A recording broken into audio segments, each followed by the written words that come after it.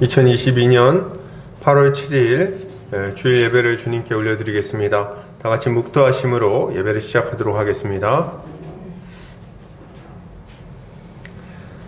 하나님은 영이시니 예배하는 자가 영과 진리로 예배할지니라.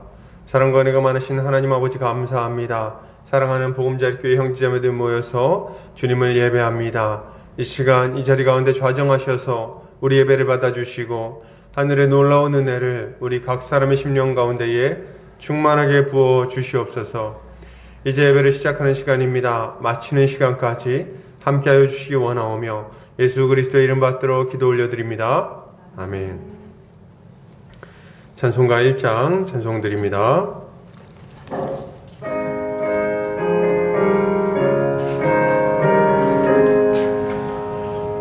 만복의 근원 하나님, 온 백성 찬송 드리고 저 천사여 찬송하세. 찬송 성부 성자 성령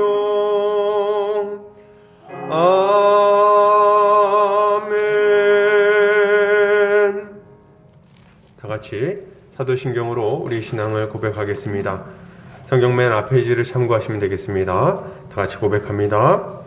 전능하사 천지를 만드신 하나님 아버지를 내가 믿사오며 그 외아들 우리 주 예수 그리스도를 믿사오니 이는 성령으로 잉태하사 동정녀 마리아에게 나시고 본디오 빌라도에게 고난을 받으사 십자가에 못 박혀 죽으시고 장사한 지 사흘 만에 죽은 자 가운데서 다시 살아나시며 하늘에 오르사 전능하신 하나님 우편에 앉아 계시다가 저리로서 산자와 죽은 자를 심판하러 오시리라. 성령을 믿사오며 거룩한 공회와 성도가 서로 교통하는 것과 죄를 사하여 주시는 것과 몸이 다시 사는 것과 영원히 사는 것을 믿사옵나이다. 아멘. 다같이 우리 주님이 가르치신 기도하겠습니다. 하늘에 계신 우리 아버지여, 이름이 거룩히 여김을 받으시오며 나라에 임하옵시며 뜻이 하늘에서 이룬 것 같이 땅에서도 이루어지이다.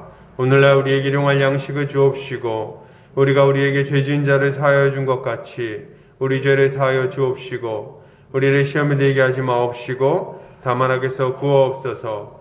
되게 나라와 권세와 영광이 아버지께 영원히 있사옵나이다. 아멘. 이 시간 우리 한 주간 우리 삶을 돌아보면서 주님 앞에 우리 죄를 고백하고 주님의 은혜를 구하는 시간 갖도록 하겠습니다. 이 시간 주님의 은혜를 구하며 회개하는 기도 드리겠습니다. 사랑과 은혜가 많으신 아버지 감사합니다. 오늘도 주님 앞에 예배하고자 나왔습니다. 우리 한 주간 삶을 돌아보며 먼저 주님 앞에 회개하기를 원합니다. 우리의 더러운 죄가 여전히 우리의 삶을 휘어잡고 여전히 우리를 죄악의 구렁텅이로 또 멸망의 길로 끌고 가려고 하는 이때에 우리가 다시금 예수 십자가 보혈의 능력을 힘입어 그 죄의 세력을 끊어버리고 오직 주의 은혜와 능력으로 살아가기를 원하오니 주여 이 시간 역사하여 주시옵소서. 십자가 보혈의 능력이 우리를 모든 죄에서 완전히 자유케 하리라 말씀하신 주님의 약속을 믿으며 나아갑니다. 우리가 주님의 그 은혜를 힘입어서 다시금 거룩의 길, 의의 길로 나아가기를 원합니다. 죄에 사로잡히지 않게 하시고 죄를 끊어버리게 하시고 오직 주님이 기뻐하시는 의와 평강과 희락의 길로 걸어갈 수 있도록 주여 은혜와 능력을 물붓듯이 부어 주시옵소서. 죄를 멀리하고 주님을 사랑하며 의를 행하는 우리가 되게 하여 주시옵소서. 예수 십자가 보혈의 능력이 우리를 모든 죄에서 완전히 자유케 하심을 믿습니다. 감사드리며 예수 그리스도 이름 받들어 기도 올려드립니다. 아멘.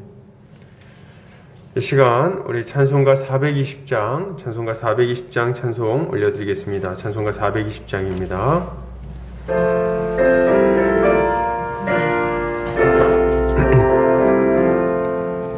너 성결케 위해 늘 기도하며 너 주 안에 있어 늘 성경 보고 온 형제들 함께 늘 사귀면서 일하기 때마다 너 기도하라. 너 성결케 위해 내 머리 숙여 정밀히 계신 내 주께 빌라.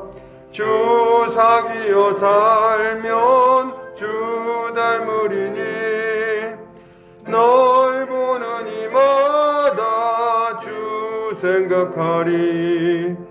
너 성결케 위해 주 따라가고 일 다급하여도 당황치 말고 참 즐거울 때나 또 슬플 때나 너 주님만 믿고 늘 따라가라. 너 성결케 위해 늘 기도하며 내 소원을 주께 다 맡기어라. 너 성령을 받아 주 섬겨 살면 저 천국에 가서 더 잘 섬기리. 아멘. 이 시간 우리 대표에서 백인 성도님 나오셔서 기도해 주시겠습니다.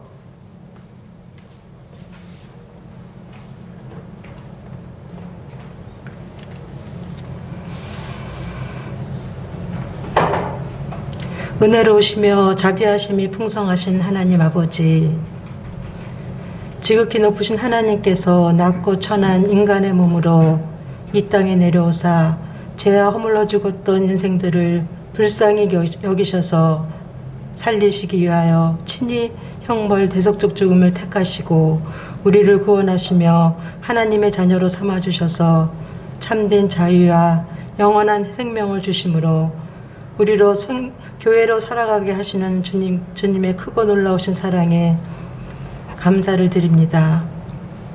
이 모든 것이 하나님의 은혜였음을 고백하며 이 시간 예수 그리스도께서 십자가에서 이루신 제사함의 공로를 의지하여 거룩하신 은혜의 보좌 앞에 담대히 나아가오니 우리들의 예배를 받아 주시옵소서. 예수 그리스도 안에서 새로운 피조물 새 것이 된 주의 백성들에게 영원한 세계를 바라보는 영적인 안목을 주셔서 잠시 잠깐 머무는 이 땅에서 영원하지 않는 것들에 소망 들지 않게 하시고 더 나은 본향을 사모하게 하심으로 천국 백성답게 하나님 앞에서 깨끗하고 정직하며 우리 자신을 주님께 드리는 온전히 드리는 그런 삶으로 살아가도록 성령을 물붓듯이 부어주시길 원합니다.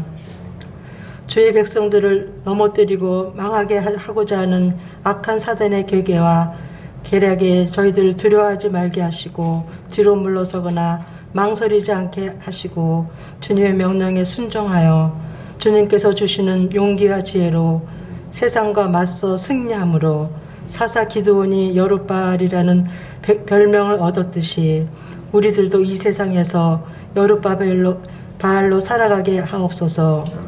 하나님의 말씀과 규례에 온전히 순종함으로 악한 사단의 세력의 무력함과 무능함을 세상에 드러내며 전능하신 하나님의 영광만이 우리를 통하여 세상에 온전히 나타나게 하여 주시옵소서. 하나님께서 세우신 보금자리 교회 위에 은혜를 날마다 베푸셔서 주님께서 사랑하시고 귀하게 여기시는 성도들을 부르시고 함께 예배드리며 사랑의 교제를 하게 하시는 하나님께 감사를 드립니다.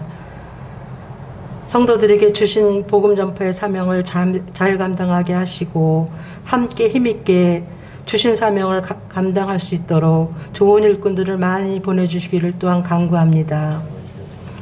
하나님의 은혜를 사모하며 예배의 자리로 나아오기 위해 먼 길 마다하지 않고 기쁨으로 나온 성도들에게 성령으로 충만케 하셔서 각자 교회로서 세상의 빛과 소금의 역할을 잘 감당하게 하시고 선한 말과 행실로서 하나님의 자녀임을 드러내며 영생의 소망을 품은 자답게 살아갈 수 있도록 인도하여 주시옵소서. 자라나는 다음 세대들을 주님의 강하신 팔로 붙들어 주셔서 주님의 보호하신 가운데 건강하고 씩씩하게 자라나며 진리의 말씀으로 잘 양육되어 장차 하나님 나라에 기이 쓰여지는 일꾼 되게 하여 주시옵소서. 안종윤 담임 목사님께 영육간의 강건함을 주시고 지혜와 계시의 영으로 더욱 충만케 하셔서 기도와 복음의 말씀으로 성도들을 가르치고 양육하심으로 아름답고 좋은 열매 풍성히 맺히게 하여 주시옵소서. 협력 목회하시는 안정원 목사님께도 은혜와 능력의 말씀으로 더욱 충만케 하셔서 맡겨진 사명을 성실하게 감당함으로 많은 영혼이 주께로 돌아오는 기쁨을 맛보며 재미있는 사역을 할 수 있도록 인도하여 주시옵소서. 이 시간 안정원 목사님을 통하여서 하나님의 말씀을 들을 때 성령의 들을 길을 저희들에게 허락하사 저희들이 학자와 같이 알아듣고 깨닫도록 도와주시고 들은 바의 말씀을 삶 속에서 실천하며 우리 안에서 역사하시는 하나님을 증거하는 삶이 될 수 있도록 인도하여 주시옵소서.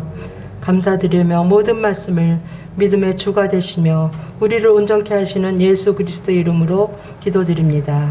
아멘.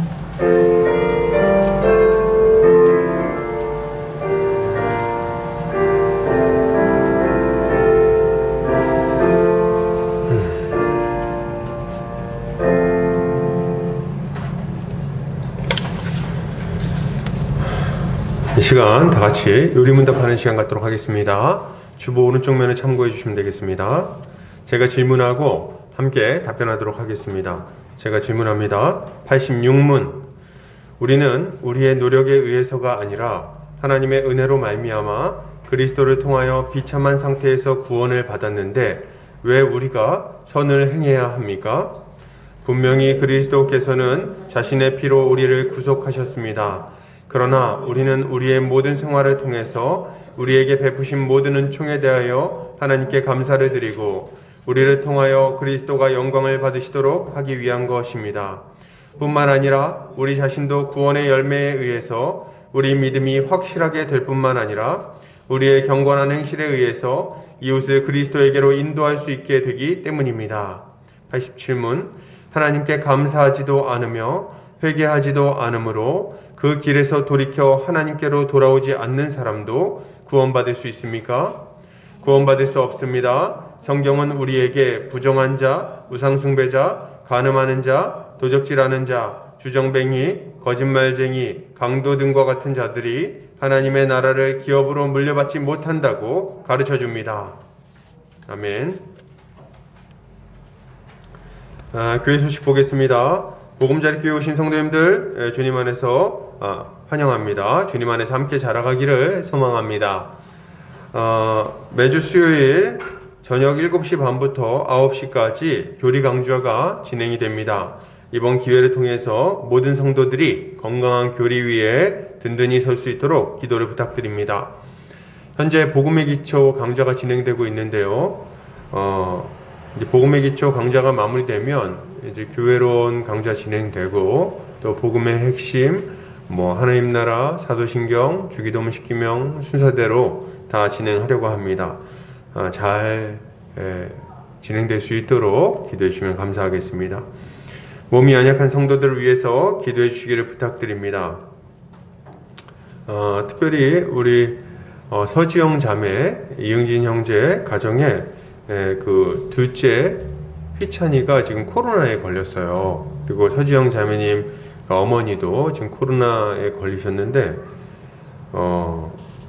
좀 속히 치료될 수 있도록 기도해 주시기를 좀 부탁드립니다. 이제 어린데 빨리 나아야 좀 될 것 같아요. 많이 기도해 주시기를 부탁드립니다. 의인의 기도에는 역사하는 능력이 크다고 했으니까 우리가 믿음으로 기도했으면 좋겠습니다. 말씀성교센터와 한책의 사람들, 말씀운동연합과 누룩운동, 숙명여대 식화 모임 가운데 많은 열매가 맺혀지도록 기도해 주시기를 부탁드립니다. 우리 말씀 보겠습니다. 성경 마태복음입니다. 마태복음 6장, 마가복음 아니고 마태복음입니다. 마태복음 6장 24절 말씀입니다. 마태복음 6장 24절. 제가 봉독해 올리겠습니다. 한 사람이 두 주인을 섬기지 못할 것이니 혹 이를 미워하고 저를 사랑하거나 혹 이를 중히 여기고 저를 경히 여김이라. 너희가 하나님과 재물을 겸하여 섬기지 못하느니라. 아멘.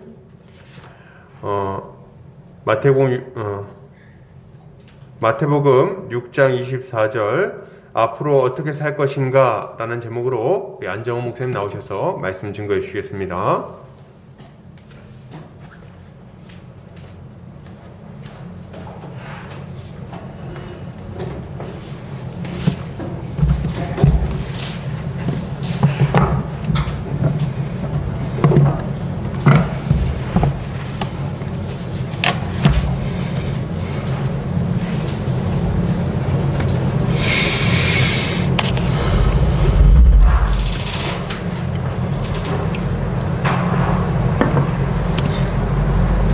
오랜만에 서니까 또 긴장되네요. 예. 여러분,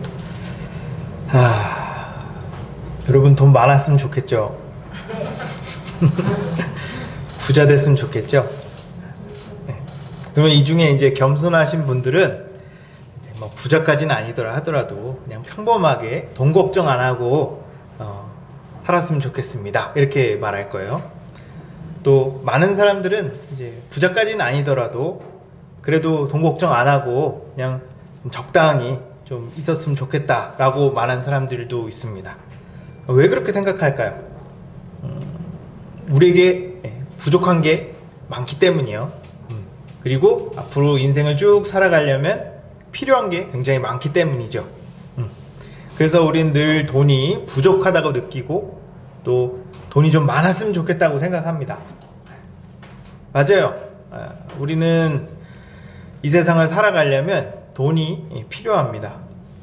주변에 보면 돈이 없어서 정말 비참하게 사는 사람들이 정말 너무 많아요. 가끔 막 TV나 뉴스 같은 데 보면 가난에 찌들어서 집도 없고 옷도 헐벗고 배고파하는 영상들을 보면 너무 비참하고 불쌍해서 막 인상이 찡그러질 정도로 마음이 아픈 경우가 있어요. 우리가 가난을 피하고 그나마 인간답게 살려면 돈이 있어야 됩니다. 성경은 돈을 무시하지 않아요. 성경에 보면 돈 얘기가 정말 많이 나옵니다. 예수님도 돈에 대한 비유를 많이 말씀하셨어요. 그만큼 돈은 우리 삶에 직접적인 관련이 있고 또 우리 신앙에 정말 큰 영향을 줘요. 그래서 돈에 대해 논하지 않고는 제대로 된 신앙생활을 할 수가 없습니다. 여러분 그거 아세요? 하나님은 우리가 부유하고 풍족하기를 원하세요. 가난은 하나님께서 원하시는 상태가 아닙니다. 태초에 하나님께서 세상을 창조하셨을 때는 가난이 없었어요. 근데 이 세상에는 가난이 넘쳐납니다. 뭔가 심하게 잘못된 거죠. 오늘 우리는 돈에 대해서 좀 살펴볼 건데요. 돈은 우리가 일상을 살아가는데 꼭 필요한 거예요. 그러나 많은 성도들이 성경적으로 돈을 어떻게 바라봐야 될지 잘 모릅니다. 어떤 사람은 부자가 되는 게 마치 하나님의 복이라고 생각하고 또 어떤 사람은 오히려 가난하게 사는 게 경건하고 거룩한 삶이라고 생각해요. 그러면 우린 이런 생각이 들겠죠. 어쩌라고? 뭐가 맞는데? 오늘 이 시간을 통해서 돈에 대한 성경적인 관점을 갖추고 바르게 신앙생활하는 여러분 되기를 주님의 이름으로 축복합니다. 자, 오늘 말씀을 보면 예수님께서 우리에게 두 주인을 섬길 수 없다고 말씀하세요. 두 주인은 누구를 말씀하는 걸까요? 이 눈치가 빠른 분들은 아실 텐데 하나는 하나님, 다른 하나는 재물, 즉 돈이에요. 예수님은 두 주인을 섬길 수 없다고 말합니다. 두 주인을 섬길 수 없다고 말씀하신 이유는 어느 하나를 사랑하면 어느 하나를 미워하고 어느 하나를 중요하게 여기면 다른 하나를 가볍게 여기게 되기 때문에 그렇습니다. 만약 여러분들이 돈을 사랑하면 하나님을 미워하게 될 거예요. 만약 여러분들이 돈을 중요하게 여기면 하나님을 가볍게 여기게 될 겁니다. 근데 이미 여기 계신 분들은 하나님을 섬기겠다고 선택하신 분들이에요. 그러니까 교회도 다니고 예배도 드리고 지금 여기 와서 설교를 듣는 거잖아요. 분명 예수님은 두 주인을 섬길 수 없다고 말씀하셨어요. 다시 말하면 하나님과 돈 둘 중에 어느 하나만 섬겨야 되고 어느 하나만 섬길 수밖에 없다고 말하는 겁니다. 그러면 하나님을 섬기면 돈은 어떻게 해? 그러면 돈을 벌지도 말고 모으지도 말고 쓰지도 말란 말이에요. 평생 돈 없이 가난하게 살란 말일까요? 분명 그런 말은 아닐 거예요. 그럼 이 말이 의미하는 게 뭘까? 이 말을 이해하기 위해서 먼저 돈을 섬기는 게 어떤 건지 살펴봐야 됩니다. 자, 성경을 보면 지금부터 대략 4,000년 전에 애굽에서 노예 생활하던 이스라엘 민족을 하나님께서 구해내세요. 그 사건을 기록한 게 이제 출애굽기입니다. 이스라엘은 하나님께서 구원해 주신 덕분에 자유를 얻었어요. 하나님은 자유로워진 이스라엘에게 젖과 꿀이 흐르는 땅인 가나안 땅을 주시겠다고 약속하십니다. 그리고 나는 너희를 애굽의 압제로부터 건져낸 여호와다.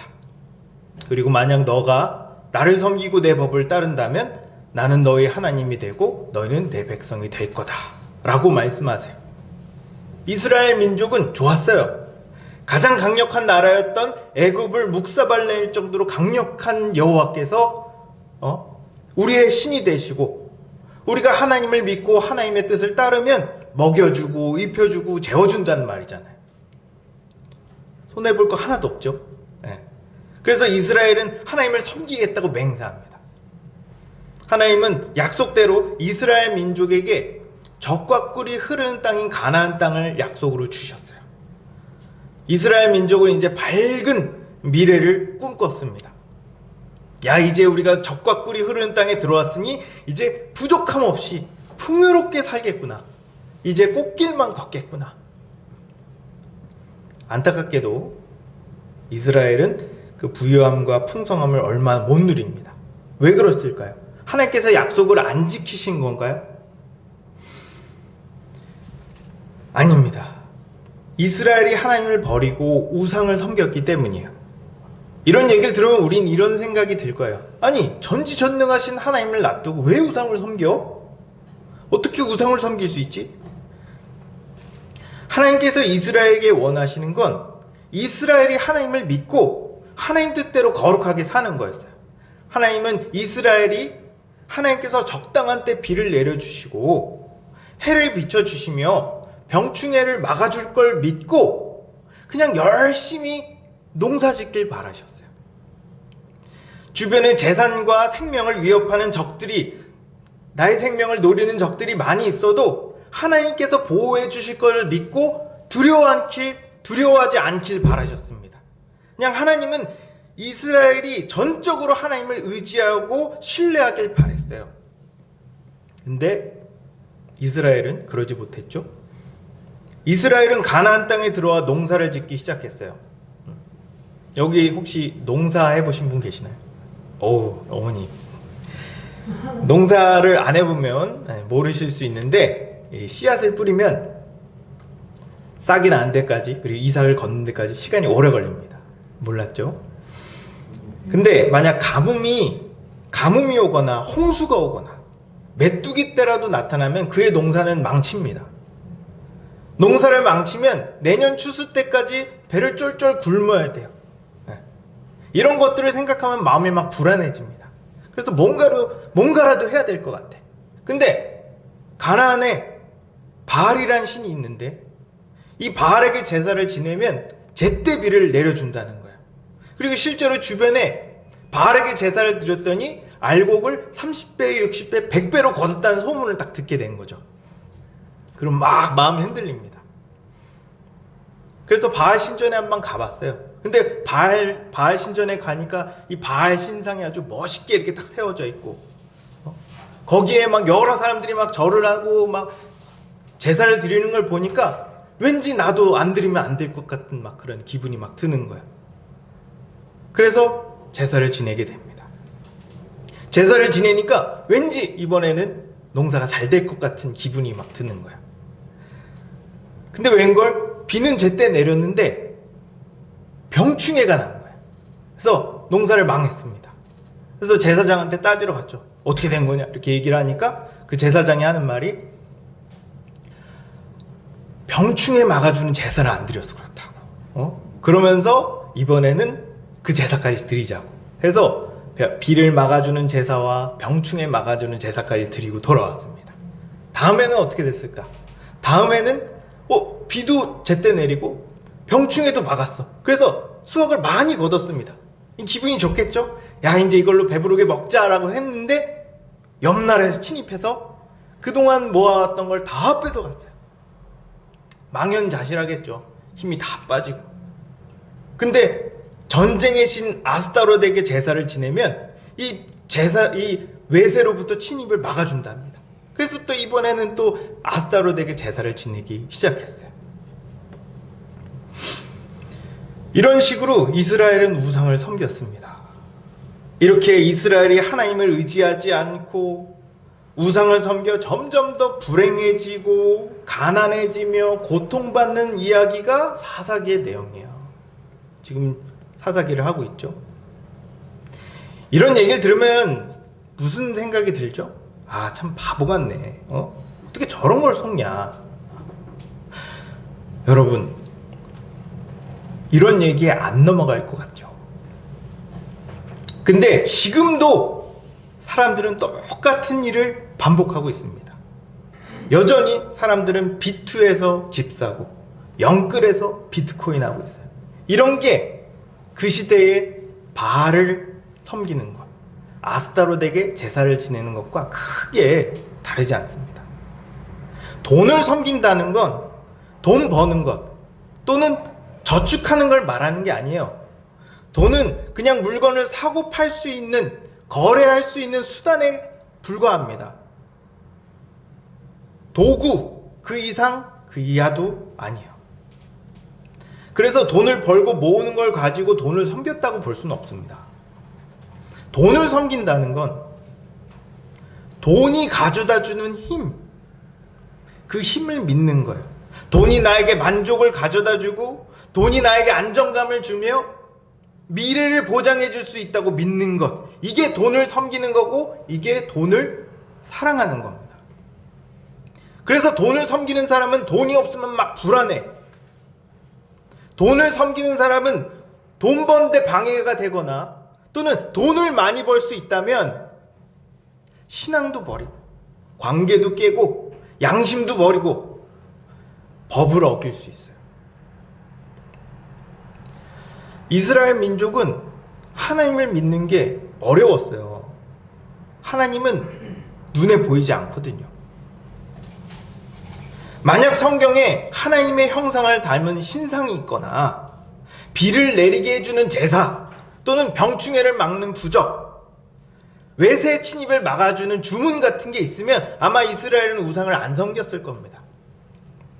근데 성경엔 그런 게 없어. 대신 성경엔 약속이 있습니다. 하나님을 믿고 하나님의 말씀에 순종하면 복을 주겠다는 약속이 있어요. 근데 하나님은 이스라엘이 이 약속을 믿고 신뢰하길 기대했어요. 바라셨어요.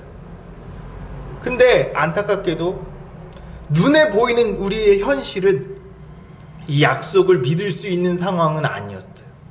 지금 옆 나라는 지금 군대를 소집하고 있고 최신식 무기로 지금 무장을 했으며 지금 매일같이 군사훈련을 하고 있는데 지금 우리를 보면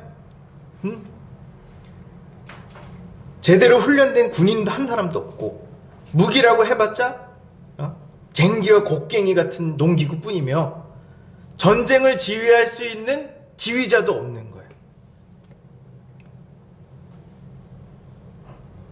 근데 이런 상황에서 하나님은 나만 믿고 따라와 이렇게 얘기를 하고 있는 겁니다. 여러분이라면 어떻게 하실래요? 저희 우리도 교회에서 우리도 이제 설교를 들을 때 하나님을 믿으십시오. 하나님께서 역사하실 겁니다. 이렇게 얘기하면 사람들은 아멘 막 이러잖아요. 근데 막상 현실을 보면 그렇습니까? 쉽지 않죠. 제가 아는 동생이 얼마 전에 이제 직장을 그만뒀어요. 직장을 그만두고, 근데 이제 문제는 사랑하는 아내와 이제 눈에 넣어도 안 아플 아들과 딸이 있는 거죠. 빨리 재취업해서 월세 내고 대출 이자 갚고 카드값 내야 되는데 취업이 잘 안 되는 거예요, 생각보다. 그러니까 막 불안해지는 겁니다. 이렇게 취업이 안 되면 이번 달 월세는 어떡하나, 카드값은 어떻게 제출하나, 이러다가 신용불량자 되면 어떡하나, 길거리에 나 앉으면 어떡하지. 온갖 잡생각이 머리에 꽉 차 있는 거예요. 그러다가 겨우 일할 기회가 생겼는데 주일에도 나와야 된답니다. 이런 상황에 그 친구는 어떤 결정을 해야 될까요? 쉽지 않겠죠. 지금 유행이 많이 지났긴 한데 공무원이 붐이었죠. 왜 그렇게 사람들이 공무원이 되려고 할까? 뭐 애국심이 투철해서? 나라의 공익을 위해서 그런 걸까요? 그것보다 월급 따박따박 나오고 정년 보장되며 연금도 많이 주니까 내 미래가 어느 정도 그려지니까 그러는 거 아니에요? 왜 사람들이 부동산하고 비트코인하고 주식을 할까요? 이걸로 돈을 많이 벌면 내 미래가 어느 정도 안전할 거라고 생각해서 그러는 거 아니에요? 왜 이스라엘이 바알을 섬겼을까? 바알은 눈에 보여요. 돌과 나무로 크게 멋있게 조각해서 보는 즉시 막 경외감이 생기고 마치 바로 비를 내려줄 것 같은 느낌이 탁 듭니다. 거기다가 제사장이 100만 원짜리 제사를 드리면 이번 달에 바로 비가 온대요. 바알을 섬기면 안 되는 거 알고 제사 지내면 안 되는 거 아는데 이번 농사 망치면 진짜 큰일 납니다. 이러니까 어쩔 수 없다 하면서 제사를 드리는 거예요. 하나님을 섬기기 위해서는 우리에겐 믿음이 필요합니다. 근데 돈을 섬기는 데는 믿음이 필요 없어요. 눈에 보이거든요. 돈은 눈에 보이고 즉각적으로 원하는 걸 살 수 있을 뿐만 아니라 미래가 어느 정도 그려집니다. 상상해보세요. 내 수중에 100억이 있어. 취업 걱정하겠어요? 노후가 걱정이 됩니까? 결혼이 걱정이 돼요? 이렇게 확실하니까 하나님의 약속보다 돈을 더 믿는 거예요. 그래서 거의 대부분의 사람들은 돈을 믿습니다. 돈을 섬깁니다. 근데 정말 돈을 섬기면 돈을 많이 벌까요? 돈이 많이 있으면 정말 인생이 만족스럽고 또 인생이 안정되며 미래가 보장될까요? 제가 아는 동생이 있는데 이 빚까지 져가면서 음식점을 하나 차렸어요. 돈 아끼려고 알바도 안 써가면서 죽도록 일했습니다. 이때가 코로나 터지기 전이었어요. 돈을 많이 벌었을까요? 아니요. 암에 걸렸습니다. 그래서 장사를 접었어요. 제가 아는 분이 금융 쪽에 종사하고 있는데 굉장히 좋은 투자 회사를 찾았대요. 거기에 투자하면 연이자 10% 이상 받고 자산이 튼튼해서 원금은 무조건 보장이 된대요. 그래서 수억을 투자했어요. 근데 알고 보니 폰지 사기였던 거예요. 뭐 부자가 되면 좀 다를까? 제가 아는이 아니죠. 저희 삼촌이 저희 삼촌이 나름 돈이 많은 부자였거든요. 근데 IMF가 터지고 이 회사가 넘어가는 걸 막기 위해서 이 회사를 정말 믿을 만한 사람한테 믿을 만한 사람의 명의로 잠깐 바꿔놨어요. 살짝 바꿔놨는데 그 바꿔놓는 순간 정말 믿을 만한 그 사람이 후룩짝짝 하고 먹어버렸어요. 그래서 전 재산을 확 날려버린 거예요. 어마어마한 돈이, 어마어마한 그 규모의 회사가 그냥 넘어가 버렸습니다.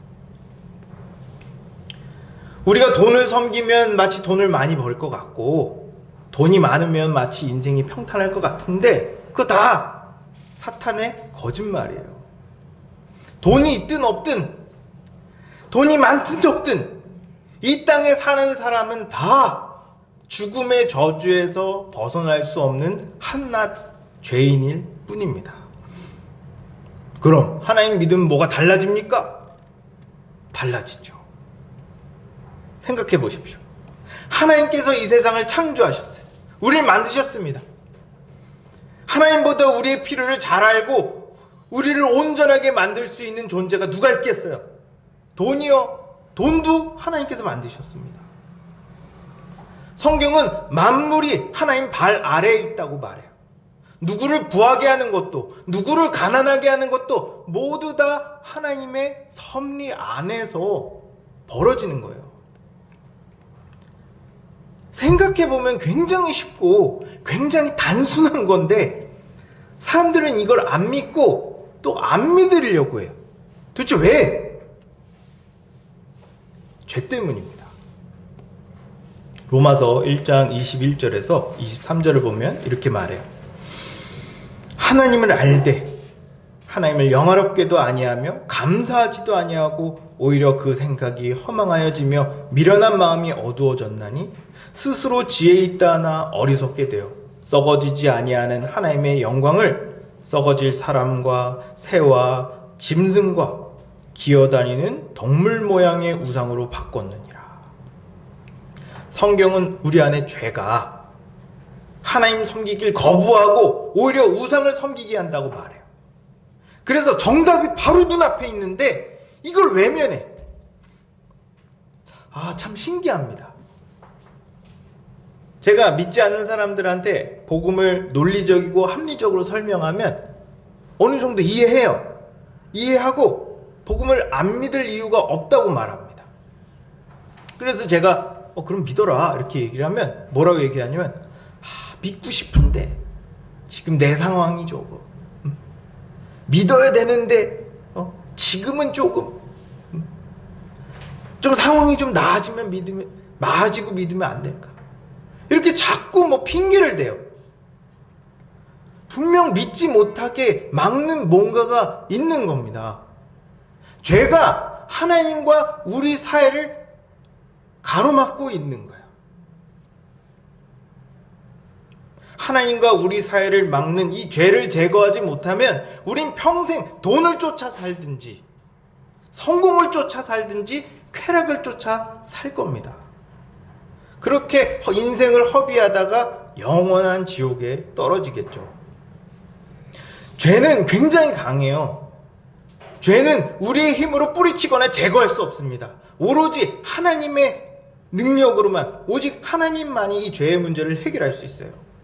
그래서 하나님이 자기 아들 예수 그리스도를 이 땅에 보내신 겁니다.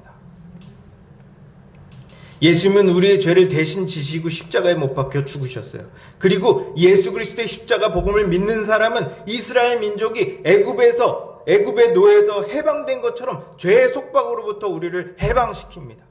죽음의 저주에서 풀려나게 해줘요. 그래서 복음을 믿는 자들은 이전과 완전히 다른 삶을 살 수 있습니다.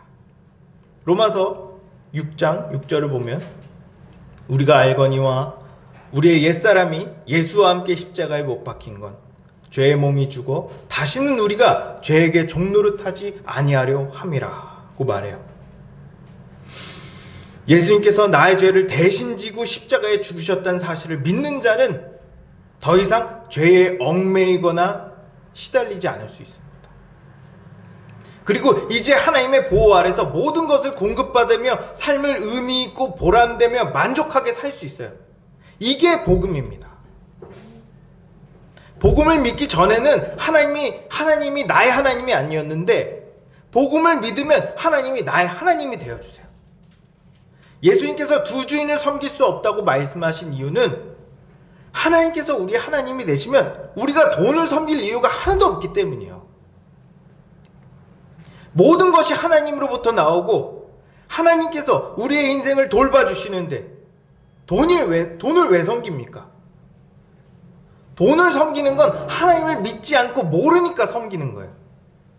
정말 하나님을 믿는다면 절대로 돈을 섬길 수가 없습니다. 우리가 이 세상을 살아가려면 돈이 필요해요. 그래서 우리는 돈을 벌어야 됩니다. 그러나 돈이 내 인생을 바꿔줄 수 있다고 생각하지 마십시오. 사람들은 내가 뭔가 열심히 일하면 돈을 많이 벌 수 있을 것 같고, 돈이 많으면 막 인생이 보장되고 행복할 것 같은데, 그거 다 착각이에요. 아무리 열심히 돈을 벌려고 해도 하나님께서 주시지 않으면 단 한 푼도 벌 수 없습니다.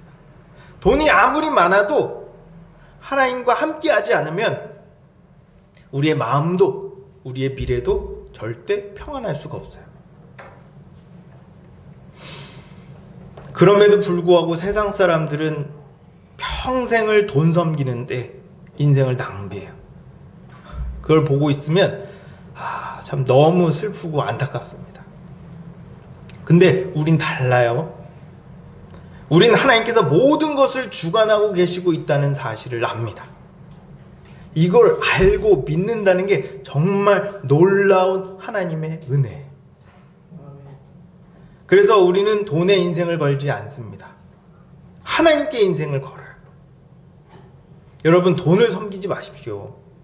섬겨봤자 우리만 불행해질 뿐이에요. 하나님을 섬기십시오. 그러면 하나님께서 여러분의 인생을 더욱 복되게 만들어 주실 거예요.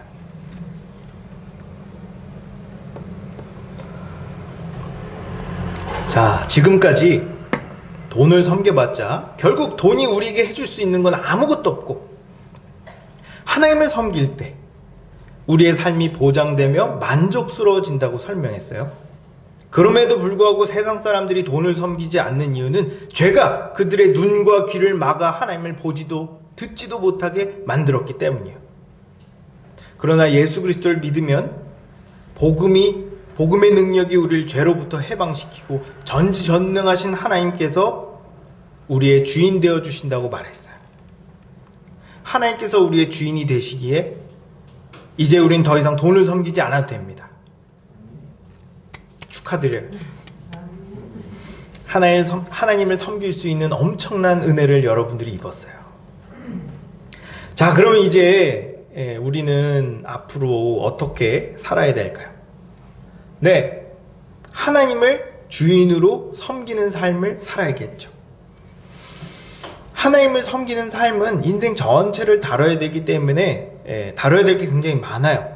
근데 오늘은 특별히 돈, 경제적인 부분에 관련된 내용이다 보니까 그쪽에 이렇게 초점을 맞춰서 3가지만 얘기하도록 하겠습니다.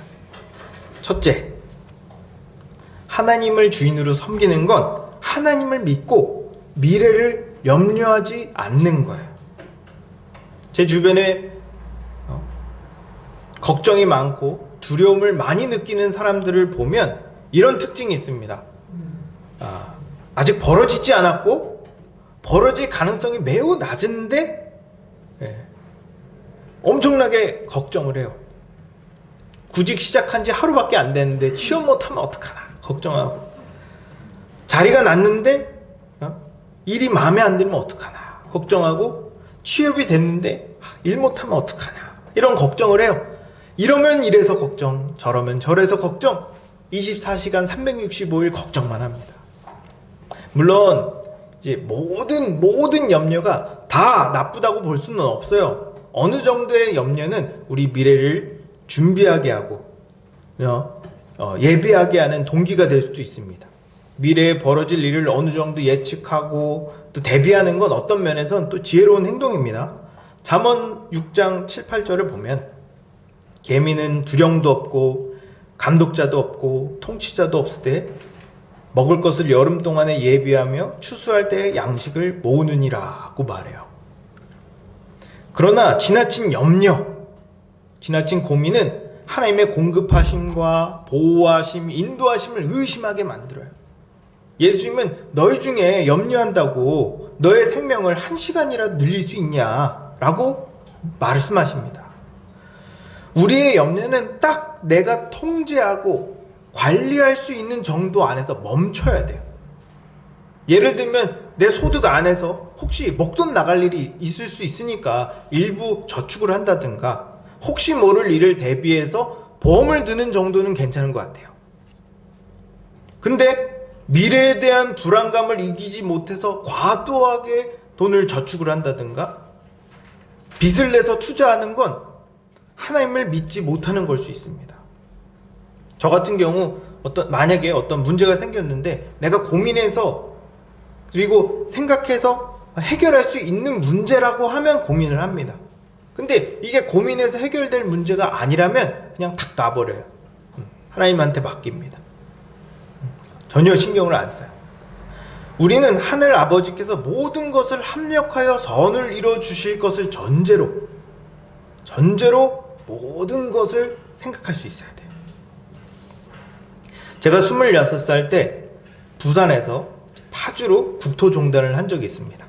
하나님께서 나를 먹이시고 입히신다고 했으니 이 말씀 믿고 한번 가보자 하고 무이푼으로 무작정 떠났어요. 국토종단 하는데 정확하게 16박 17일이 걸렸습니다.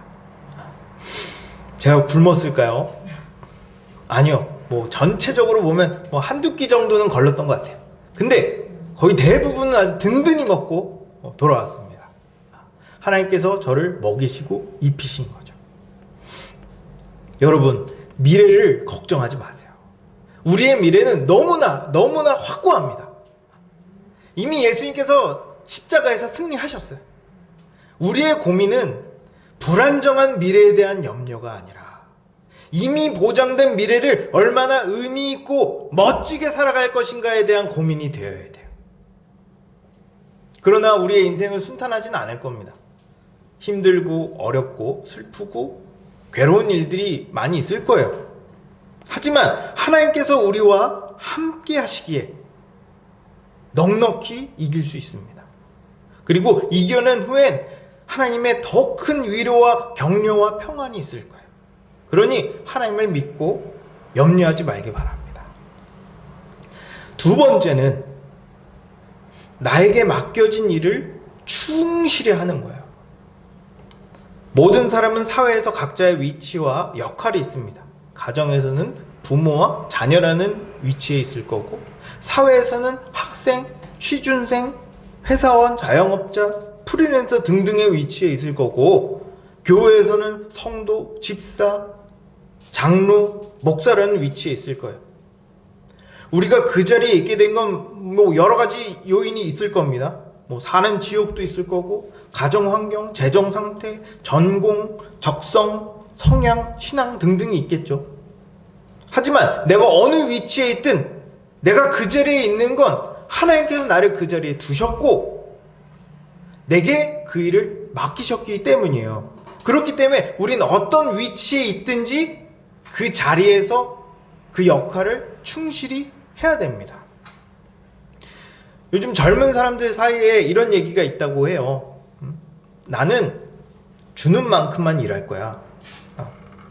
물론 어떤 맥락에서 그런 얘기하는지 이해합니다. 약속을 하고 약속한 만큼 일을 시키고 돈을 줘야 되는데 그 약속을 안 지키니까 이런 얘기가 나왔을 거야. 이해해요. 근데 이런 말 안에는 이런 의미가 담고 있습니다. 돈을 적게 주면 열심히 안 할 거야. 돈을 많이 주면 열심히 할 거야. 이건 돈이 나의 태도와 행동을 좌우하는 겁니다. 돈을 섬기는, 돈이 주인된 모습이에요. 지금 제가 나이가 40이 넘었는데 작년까지 생활비를 벌려고 아르바이트를 했었어요. 이래봬도 내가 목사인데 이 나이에 알바로 생활비를 버는 게 부끄럽고 싫었을까? 아니요. 한 5년 정도 일했는데 정말 열심히 재밌게 보람되게 일했습니다. 왜요? 하나님께서 나에게 이 일을 맡기셨다고 믿었기 때문이에요. 이 안에서 내게 필요한 뭔가를 경험하고 깨닫길 바라신다고 믿었습니다. 그리고 실제로 많은 걸 경험하고 깨달았어요. 때가 되니까 하나님께서 더 이상 알바를 안 해도 될 정도로 돈을 모으게 하시고 또 후원이 들어오게 하셔서 작년에 일을 그만뒀어요. 그리고 지금은 복음을 전하는데 전념하고 있습니다.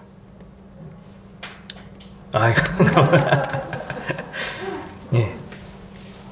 저는 생활비를 벌기 위해 일을 하긴 했지만 월급과 상관없이 일했어요. 주어진 시간 안에서 최대한 정직하고 성실하게 일했어요.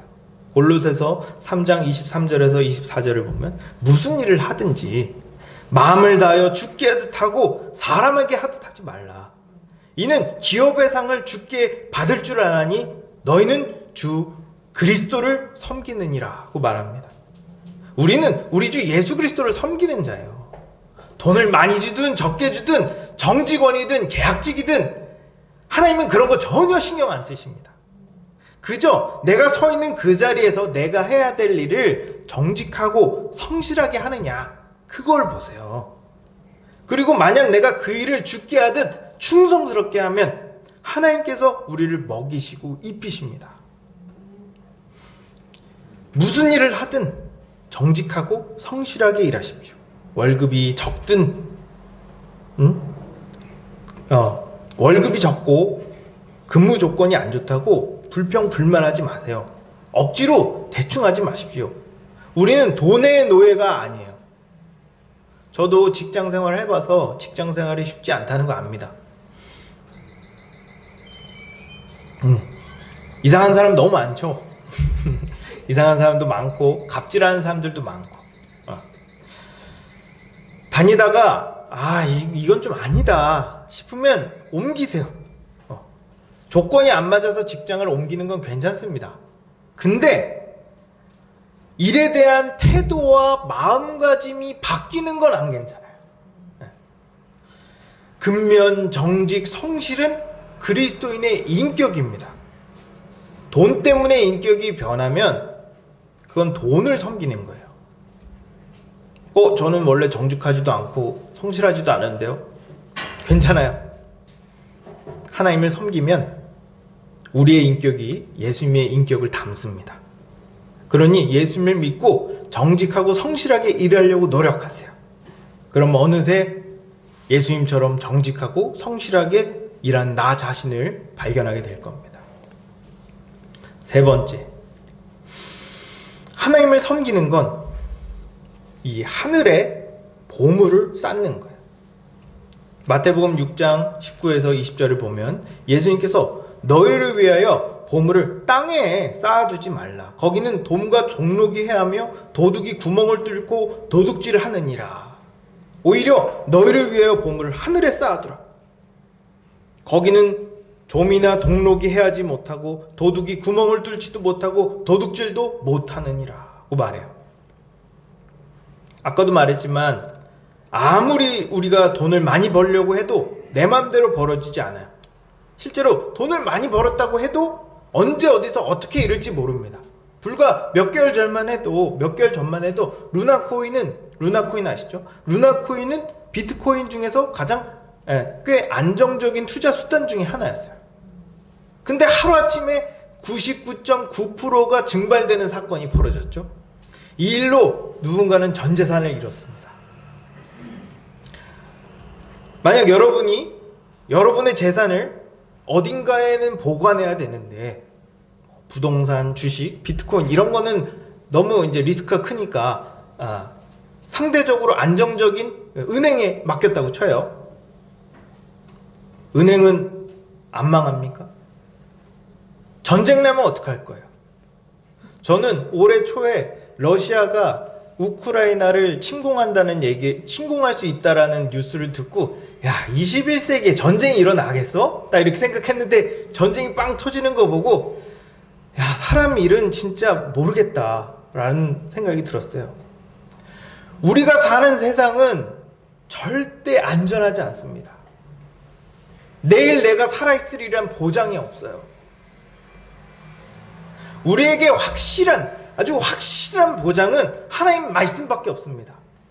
이 세상이 끝나고 새하늘과 새 땅이 임할 거라는 거. 구원받은 사람은 새하늘과 새 땅에 들어가서 하나님의 복을 영원히 누린다는 것, 이것만큼 확실한 게 없습니다. 그래서 예수님은 새하늘과 새 땅에 들어갈 준비를 지금 여기서 하라고 말씀하시는 거예요. 저는 이게 우리가 이 땅에서 할 수 있는 최고의 재테크라고 믿어요. 제가 아주 좋은 거 알려드릴게요.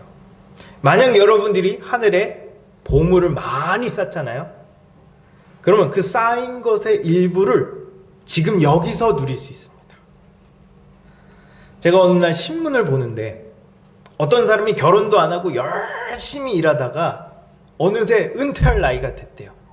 근데 이분이 노후 준비를 안 한 거예요. 결혼도 안 해서 막 자기를 부양할 자식도 없고, 그래서 미래가 너무 걱정된다, 이런 내용의 기사였어요. 그 신문 기사를 읽으면서 저도 막 염려가 되더라고요. 제가 하는 일이 돈 버는 일이 아니잖아요.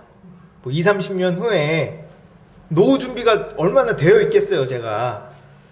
그리고 게다가 이제 나를 부양할 자식이 없으면 내 노후는 어떡하나. 그래서 가만히 앉아서 이 사람이랑 나랑 무슨 차이가 있나, 이런 걸 이제 고민을 해봤어요. 그리고 답을 찾았습니다. 이 답을 딱 깨닫자마자 이 염려가 사라지고 마음의 평안이 왔어요. 그 답이 뭘까요? 교회입니다. 여러분, 교회에서 여자 성도를 뭐라 부르죠? 자매님. 남자 성도를 뭐라 부르죠? 형제님. 이렇게 부르는 이유는 교회 안에 있는 모든 사람들이 다 하나님의 자녀이기 때문이에요. 그래서 초대교회 때부터 모든 성도들은 서로를 가족처럼 섬겼습니다. 나이 많으신 분은 내 부모님처럼 여기고, 나이 어린 친구는 내 자식처럼 여겼어요. 돈 많은 사람들은 자기 재산을 처분해서 가난한 사람들이 생계를 유지할 수 있도록 도왔고요. 매일같이 모여서 말씀을 듣고 서로 교제하며 밥을 먹었습니다. 남자든 여자든 나이가 많든 적든 귀족이든 노예든 다 상관없이 서로를 사랑했습니다. 그러자 무슨 일이 벌어졌는지 아세요? 가난한 사람이 없어졌어요. 부자까지는 아니더라도 먹고 살 걱정하지 않은 먹고 사는 거 걱정하지 않고 평안을 누릴 수 있는 공동체가 만들어진 겁니다. 오늘날 가정이 깨어진 사람들도 많고, 외로운 사람들도 많고, 가난한 사람들도 많고, 몸과 정신이 아픈 사람들도 정말 많아요. 이런 모든 사람들을 품고 하나님의 능력으로 완전히 새로운 존재, 완전히 새로운 인생으로 바꿔줄 수 있는 곳이 교회입니다. 더 나아가 우리의 인생을 책임져 주는 곳이 교회예요. 저와 여러분은 이런 교회를 꿈꾸고 이런 교회가 되어야 됩니다. 우리는 지금부터 영원토록 서로 얼굴을 마주보며 살아가야 될 사람들이에요. 죽으면 다시는 안 볼 사람이 아닙니다. 그래서 지금부터 사이좋게 지내야 돼요. 만약 지금 이 옆 사람이 힘들 때 도와주지 않고 남처럼 대했다가 나중에 보기 민망해서 영원히 피해 다닐 수 있어요. 물론 그러지 않겠지만 과거에 내가 그랬다는 걸 후회할지도 모릅니다. 그때 내가 잘해줄 걸. 그러니 지금부터 잘해주시기 바랍니다. 밥도 사주고, 힘들면 위로해주고, 도움이 필요하면 도와주고, 좋은 게 있으면 같이 즐기세요. 그게 하늘에 보물을 쌓는 겁니다. 만약 여러분들이 옆에 있는 형제 자매들을 사랑하고 서로 잘 돌봐준다면, 형제들을 잘 돌봐준다면 하늘 아버지께서 여러분의 인생을 더 잘 돌봐주실 거예요. 이 사실을 명심하십시오. 어떤 정신과 의사 선생님이 이렇게 말하더라고요. 내 속마음을 속 시원하게 얘기해 줄 수 있는 단 한 사람이라도 있으면 우울증에 잘 안 걸린대요. 근데 그 한 사람이 없어서 우울증에 걸리고 정신과를 찾는 사람들이 정말 많대요. 나이가 어릴 때는 그래도 믿고 의지할 수 있는 사람이 몇몇 있는데, 시간이 흐르고 나이가 들수록 하나둘씩 떨어져 나가고 믿을 만한 사람이 하나도 남지 않는 경우가 굉장히 많습니다. 여러분은 내가 힘들고 어려울 때 나를 위해 시간과 돈과 정성을 들여서 희생할 수 있는 사람이 주위에 몇 사람이나 되세요? 저는 두세 사람 있습니다. 글쎄요, 정말 힘들고 어려운 상황이 닥쳤을 때 알게 될 겁니다. 성경이 말하는 건강한 교회, 참된 교회는 나를 있는 그대로 봐주고 나를 위해 자기 자신을 희생할 수 있는 사람들이 모인 공동체예요. 내가 그런 교회가 되고 우리가 그런 교회가 된다면 우리의 미래는 그 무엇보다 안전합니다. 참된 교회가 우리의 노후 준비며 참된 교회가 우리의 재테크예요. 그러니 참된 교회에 여러분의 미래를 거십시오. 그러면 여러분의 미래는 하나님께서 보장해 주실 거예요.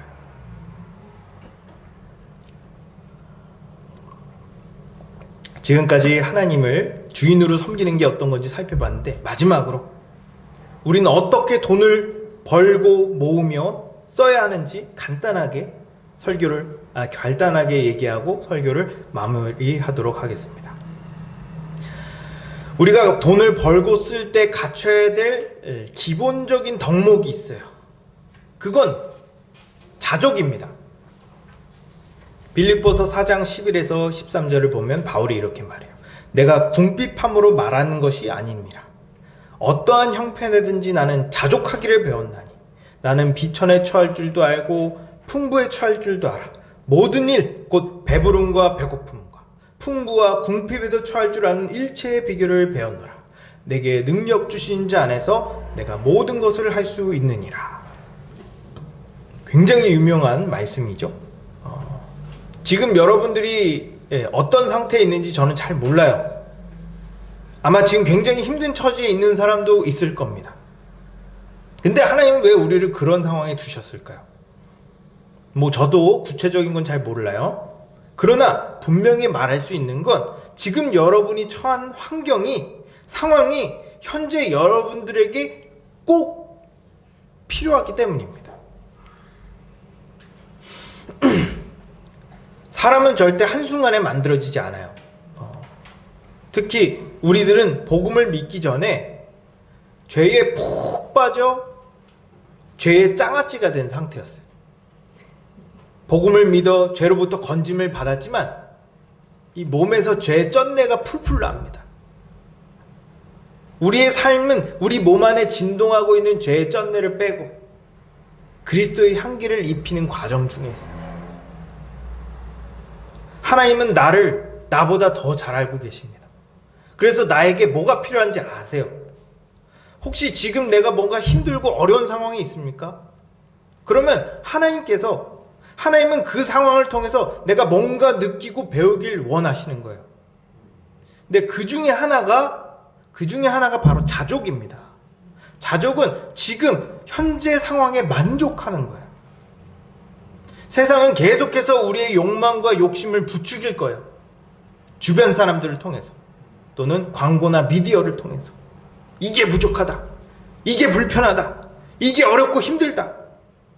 그러나 이걸 사면, 이걸 가지면, 여기에 투자하면 만족스러워질 거다 라고 얘기합니다. 그래서 많은 사람들이 돈 버느라 인생을 허비해요. 그렇게 번 돈을 허무한 데 씁니다.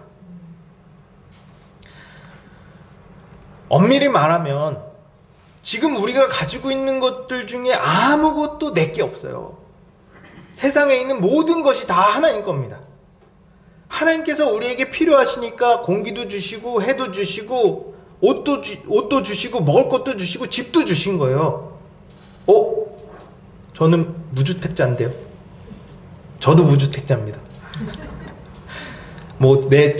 내 소유의 집이 있다고 그게 내게 주신 게 아니라 내가 살고 있는 집이 있으면 하나님께서 주신 거예요. 근데 이렇게 다 주셨는데 우리에게 지금 있는 것에 만족하지 못하고 감사하지 못하면 하나님께서 더 주시고 싶겠어요? 저라면 있는 것도 다 뺐을 겁니다. 하나님께서 자비로우시고 오래 참으시는 분이시니까 지금 이 정도지 지금 우리의 수준을 생각하면 지금 있는 것도 많아요. 그러니 없으면 없는 대로, 있으면 있는 대로 자족하십시오. 그래야 우리가 돈을 벌더라도 돈을 섬기지 않을 수 있고, 돈을 쓰더라도 허투루 쓰지 않을 겁니다. 그럼 돈을 어떻게 벌어야 될까? 먼저 앞서 얘기했지만 일해서 버십시오. 일해서. 많은 사람들이 일하는 걸 싫어하는데 일은 성스러운 겁니다. 원래 일은 먹고 살기 위해 하는 게 아니었어요. 하나님은 사람에게 하고 싶은 것 마음껏 하면서 이 세상을 멋지게 가꾸는 일을 우리에게 맡겼습니다. 안타깝게도 아담이 죄를 짓는 바람에 먹고 사는 일이 우리 인생의 대부분이 되어버렸어요. 그럼에도 불구하고 일은 우리에게 꼭 필요합니다. 비록 먹고 살기 위해 일을 하더라도 그 안에서 우린 성취감도 느끼고 때론 삶의 의미도 찾고 세상에 기여를 해요. 근데 아무 일도 하지 않으면 사람은 점점 삶의 의욕을 잃어갈 겁니다. 그러니 일을 안 할 생각하지 말고 더 열심히 하려고 하십시오. 돈은 일해서 벌어야 가치가 있어요. 근데 몇 가지 생각할 지점은 있어요. 우리가 단순히 돈을 벌기 위해 일하는 게 아니라고 말했습니다. 물론 돈도 벌어야겠지만 동시에 우리는 하나님 사랑과 이웃 사랑을 실천하기 위해 일을 하는 거야. 그러니 신앙생활에 방해가 되거나 인간관계를 해치는 일은 자제하십시오. 예를 들면 주일에 업무를 해야 되는 일이나 불법 다단계, 유흥업 이런 일은 하면 안 되겠죠. 그럼 자산관리 또는 재테크는 어떻게 하면 좋을까? 저는 일단 불법적인 것만 아니라면 어느 정도 할 수 있다고 생각해요. 그러나 이걸 통해서 인생 역전을 꿈꾸지 마십시오. 자산관리나 재테크, 이건 그냥 재산의 효율적인 관리의 측면이지 수익 창출이 주목적이 아닙니다. 수익 창출이 주목적이 되는 순간 삶의 질서가 깨지게 돼요. 최신 막 비트코인, 주식, 부동산 같은 곳에 투자를 했다가 한순간에 큰 돈을 번 사람들이 많아졌어요.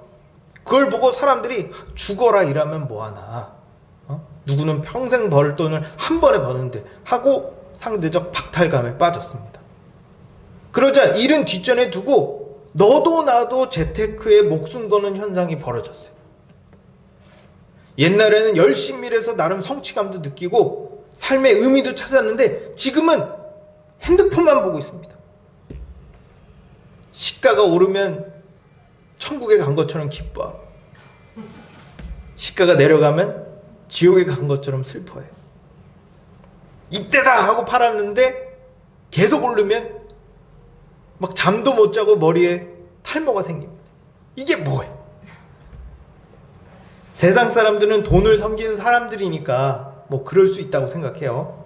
그러나 우리는 주를 위해 사는 사람들이기 때문에 다른 사람들이 한 방에 돈을 벌었다고 해도 거기에 우리가 마음을 뺏기면 안 됩니다. 사람의 마음을, 우리의 마음을 뒤흔들어서 죄를 짓게 만드는 게 사탄의 의도예요. 세상에는 너무 많은 종류의 재테크가 있죠. 그래서 뭐가 좋은지 뭐가 나쁜지 전 잘 모릅니다. 제가 할 수 있는 말은 뭘 하더라도 일상에 지장을 주지 않는 선에서, 내 마음의 평강을 깨지 않는 선에서 하십시오. 그러려면 리스크가 너무 크면 안 되겠죠? 그래서 저는 은행에 맡깁니다.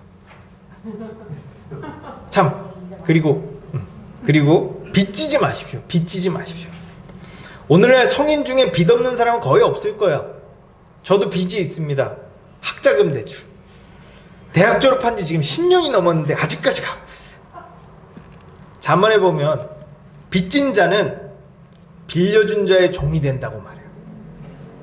빚은 사람들이 돈을 섬기게 만드는 가장 강력한 수단 중에 하나입니다. 아마 돈을 섬기는 사람들 중 대부분은 빚에 시달리는 사람들일 거예요. 빚이 많으면 많을수록 삶이 자유로울 수가 없습니다. 제가 대학을 졸업하고 1년 동안 워킹 홀리데이를 떠났어요.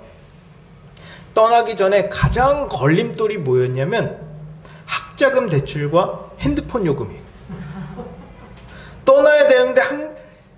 핸드폰 약정이 1년 이상 남은 겁니다. 이걸 해지하면 유지하는 돈보다 더 많이 돈을 내야 되는 거예요. 그리고 매달 대출 이자를 내야 되니까 떠나도 이게 뭔가 홀가분하게 떠날 수가 없는 거예요. 그때 빚이 내 발목을 잡는 덫이구나 라는 걸 깨달았죠. 그래서 그때서부터 다른 건 몰라도 웬만해선 빚을 안 지려고 해요. 그래도 카드 할부도 안 합니다. 근데 오늘날 빚을 안 지는 게 현실적으로 너무 어렵죠. 네. 저도 최근 월세에서 전세로 옮겼어요. 전세값이 1억 2천이 들었습니다. 아니 돈이 어디서 나서? 빌렸죠. 빚을 지는 걸 그렇게 싫어하는데 제가 전세로 들어간 건 첫째로 월세보다 이자가 싸요. 둘째, 빚을 져도 그 계약이 만료되면 돌려받은 돈으로 원금을 다 갚을 수 있기 때문이에요. 이렇게 안정적으로 돈을 갚을 수 있는 구조라면 돈을 빌리는 것도 가능하다고 봅니다. 그러나 안정적으로 갚을 수 없는 구조나 상태인데 빚을 지는 건 굉장히 위험해요. 예를 들어 사업을 시작하기 위해서 빚을 지거나 버티기 위해서 빚을 지는 건 굉장히 위험합니다. 그렇게 빌렸다가 못 갚으면 어떡할 거야? 그러면 삶이 계속 안 좋아집니다. 더 가난해지고 인간관계도 깨지고 신앙도 무너질 거예요. 그러니 절대로 함부로 돈을 빌리지 마십시오. 여기엔 카드 할부도 포함이에요. 그럼 앞으로 돈을 어떻게 써야 되냐? 가지고 있는 수준 안에서 나를 위해서는 최소한으로, 남을 위해서는 최대한으로 쓰십시오. 내로남불이라고 아시나요? 내로남불. 내가 하면 로맨스, 남이 하면 불륜. 이라는 사자성어? 유행어죠, 유행어. 이런 유행어가 있을 만큼 대부분의 사람은 나나 가족에게는 관대합니다. 근데 남에게는 인색해요. 우리는 내가 번 돈을 자유롭게 쓸 수 있는 자유가 있습니다. 내가 10만 원을 쓰든 1000만 원을 쓰든 내가 번 건 내가 결정할 수 있어요. 그러나 자유에는 책임이 따릅니다. 하나님께서 나에게 재물을 주신 건 오직 나를 위해 쓰라고 주신 게 아니에요. 이걸 활용해서 이웃을 섬기라고 주신 겁니다. 전 세계의 90%의 재물을 상위 10%가 다 갖고 있다는 사실 아십니까? 옛날에는 정말 먹을 게 없어서 굶어 죽는 사람이 있었어요. 그러나 오늘날 사람들이 굶어 죽는 이유는 먹을 게 없어서가 아닙니다. 식량은 오늘날 전 세계 사람들이 배불리 먹어도 남을 정도로 넘쳐나. 그럼에도 죽는 건 돈 많은 사람들이 자기만 쓰고 가난한 사람들에게 나눠주지 않아서 그런 겁니다. 하나님이 이런 사람들을 가만히 놔둘까요? 예수님은 낙타가 바늘기로 들어가는 게 부자가 하나님 나라에 들어가는 것보다 어렵다고 말합니다. 아니다.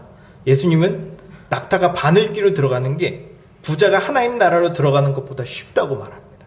그만큼 부자는 죄의 유혹을 강하게 받아요. 그래서 저는 부자가 아닌 게 너무 감사합니다. 그래서 지금이 너무 좋아요. 근데 만약에 주님께서 우리에게 큰 돈을 주신다면 우리는 그 돈을 주님 뜻대로 쓸 수 있어야 됩니다. 그러려면 지금부터 돈을 잘 쓰는 훈련을 해야 돼요. 하나님은 우리가 누군가를 돕는 걸 굉장히 기뻐하십니다. 예수님은 가장 작은 자에게 한 것이 곧 자신에게 한 것이라고 말씀하셨고, 잠언 19장 17절에 보면 가난한 자를 불쌍히 여기는 건 여호와께 꾸어드리는 것이니 그의 선행을 그에게 갚아주시리라고 말씀합니다. 그러니 베푸는 삶을 사십시오. 여러분, 우리는 명품도 살 수 있고 좋은 차도 살 수 있어요. 필요하면 사십시오. 근데 거기서 얻는 기쁨과 만족은 금방 사라질 거예요. 그러나 이웃을 위해 드려진 내 돈과 시간과 마음은 그 기쁨이 오래갈 뿐만 아니라 내 인생을 의미 있게 만듭니다. 여러분 모두가 예수님 안에서 돈을 잘 벌고 잘 쓰고 잘 모으는 여러분 되기를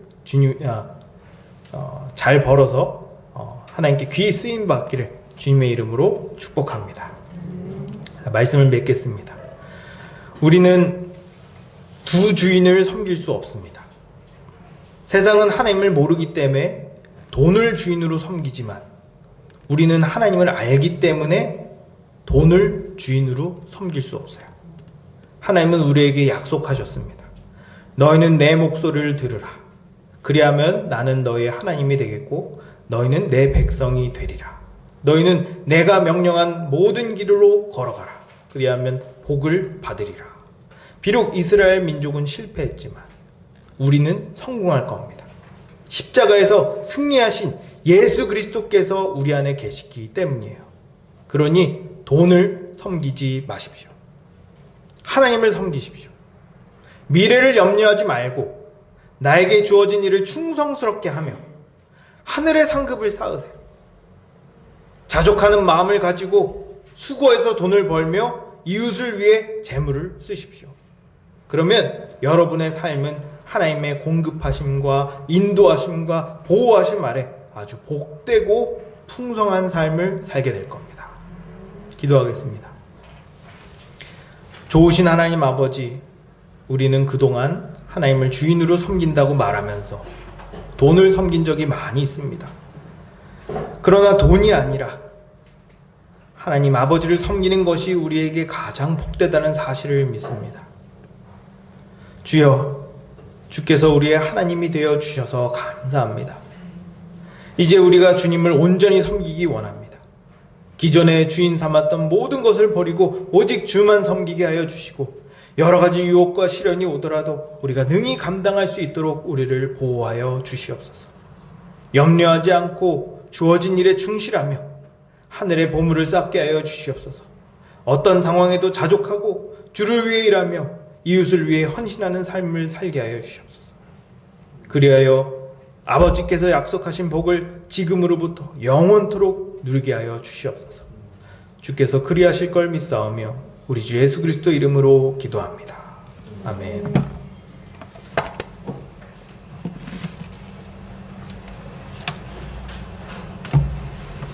말씀 내주셔서 감사합니다.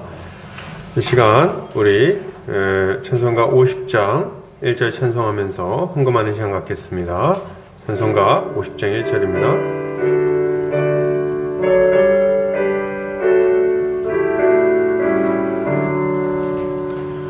내게 있는 모든 것을 아낌없이 드리네. 사랑하고 의지하며 주만 따라 살리라. 주께 드리네, 주께 드리네. 사랑하는 구주 앞에 모두 드리네. 아멘. 기도합니다. 사랑과 은혜가 많으신 아버지 하나님 감사합니다. 오늘 사랑하는 우리 형제자매들 모여서 함께 예배하게 하시고 또 이렇게 주님 앞에 물질 드리게 하시니 감사합니다. 이 시간 우리의 마음과 우리의 물질과 우리의 인생을 주님께 올려드리오니 주님 받으시고 주님 마음껏 사용하셔서 주의 몸된 교회가 힘있게 세워지게 하여 주시옵소서. 주님, 우리가 한평생 물질을 주인 삼아 살지 아니하게 하시고 오직 하나님만의 주인 삼아 주님께 순종하며 주님이 뜻대로 살아가는 우리가 되게 하여 주시옵소서. 주님께서 우리의 인생을 돌아보시기를 원합니다. 주님, 우리 사랑하는 형제자매들 여러 가지 믿음을 위하여 기도를 드립니다. 주님 아버지, 이 어려운 시기에 형제자매들 믿음 떨어지지 아니하게 도와주시고 주님께서 붙들어 주셔서 견고한 믿음으로 이 어려운 시기를 잘 이겨내게 하여 주시옵소서. 가족들 가운데 아직 믿지 아니하는 가족들 주님께서 불쌍히 여겨주시고 예수를 믿어 영생 이르는 역사가 일어나게 하여 주시옵소서. 몸이 연약한 자들 주께서 돌아보시고 우리 성도들 건강을 지켜주실 뿐만 아니라 그 가족들까지 주께서 회복시켜 주시고 온전히 하여 주시기 원합니다. 주님, 코로나 때문에 고통당하고 있는 영혼들이 있습니다. 주께서 불쌍히 여겨주시고 그들에게 치유의 역사를 속히 허락하여 주시옵소서. 주께서 돌봐주시기만을 간절히 원합니다. 또한 아버지, 우리 사랑하는 성도들 여러 가지 기도의 제목들 주님 들으시고 응답하여 주시기를 원합니다. 가정의 문제들, 또 재정적인 문제들, 또 인간관계의 문제들과 또 직장에서의 문제들과 자녀의 양육의 문제들, 주님께서 다 그 기도들 들으시고 주께서 선하게 응답하여 주시옵소서. 그리하여 우리 주님이 우리의 기도에 응답하시고 돌아보심을 우리가 목도하게 하여 주시옵소서. 아직 어린 영혼도 주께서 돌아봐 주시길 원합니다. 어렸을 때부터 하나님 말씀으로 양육받아서 다음 세대를 감당할 만한 좋은 일꾼으로 잘 자라나게 하여 주시옵소서. 그리하여 주님의 귀한 일꾼들로 주님 앞에 칭찬받는 종들로 세워지게 하여 주시기를 원합니다. 이제는 예수 그리스도의 은혜와 하나님 아버지의 극진하신 사랑하심과 성령의 감화 감동 교통인도 충만하신 은혜가 이제 재물을 주인으로 삼지 아니하고 오직 하나님만을 주인으로 삼고 살아가기를 원하는 모든 형제자매들 머리 위에 이제로부터 영원까지 함께 있을지어다. 아멘.